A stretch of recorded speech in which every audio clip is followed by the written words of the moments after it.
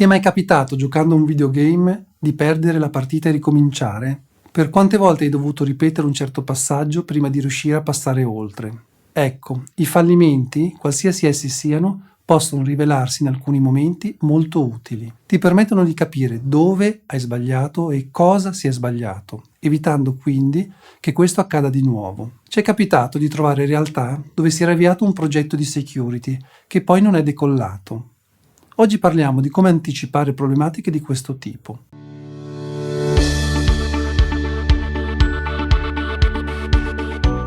Ciao, sono Andrea e oggi scopriamo insieme quali sono i campanelli d'allarme nei progetti di security SAP.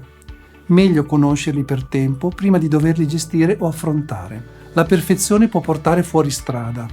Non sempre tutto deve essere perfetto al primo momento. Spesso accanirsi su questo aspetto non è il modo migliore di agire. Segnati delle milestone da raggiungere in modo da suddividere gli obiettivi e applicare alla fine del progetto o nel proseguo gli aggiustamenti. Riserva il tuo tempo per seguire le attività progettuali. Spesso la differenza in un progetto avviene proprio dalle persone interne che conoscono la realtà aziendale e possono fornire dei contributi importanti. Se utilizzi la consulenza, fai in modo di essere partecipe in maniera attiva e costruttiva, non solo nelle scelte, ma anche nelle varie milestone di progetto. Informati su cosa fanno le utenze a sistema, almeno a livello di processo. Capita spesso che si è convinti di qualcosa senza mai averlo verificato. Quante volte abbiamo sentito «conosco cosa fanno gli utenti dell'amministrazione», per poi scoprire, vedendo ciò che viene fatto a sistema, comportamenti non previsti sebbene leciti. Spostare delle scadenze non è un dramma. È vero, meglio evitarlo, soprattutto se accade spesso.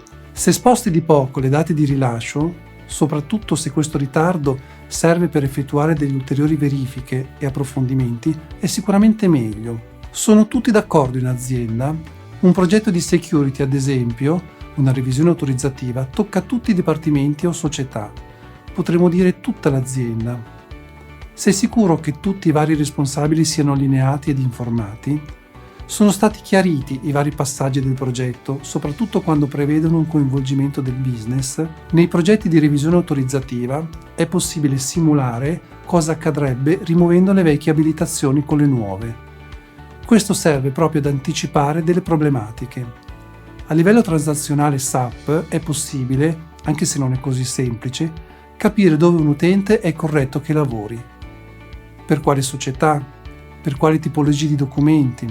È possibile effettuare delle analisi per capire dove ha lavorato nel passato, ma in questo caso non sempre ciò che si vede è come dovrebbe essere. Ecco che qui serve il contributo dell'azienda. Il codice custom spesso rappresenta più del 70% delle problematiche in fase di rilascio. Prenditi il tempo necessario per effettuare tutti i test, soprattutto per i processi che prevedono l'utilizzo di funzionalità non standard. Le presentazioni sono utili per condividere l'avanzamento e cosa si vuole fare. Valuta però quanto tempo dedicare a questi aspetti. Una presentazione può essere fatta in un'ora oppure in giorno. Ma quanto tempo puoi dedicare a curare questo aspetto? Non voglio essere frainteso. Le presentazioni a volte possono essere determinanti per il successo di un progetto. Forse in alcuni casi tendiamo però a dedicare troppo tempo a questi aspetti, perdendo di vista la sostanza delle attività. Dimmi nei commenti cosa ne pensi e se ti è capitata una situazione simile. Spero di esserti stato utile. Ricordati di iscriverti al canale se ancora non l'hai fatto, seguici anche su LinkedIn, visita ed iscriviti al nostro blog www.aglea.com/blog se vuoi ricevere aggiornamenti periodici. Contattaci se vuoi scoprire come migliorare la sicurezza dei tuoi sistemi SAP. A presto, ciao!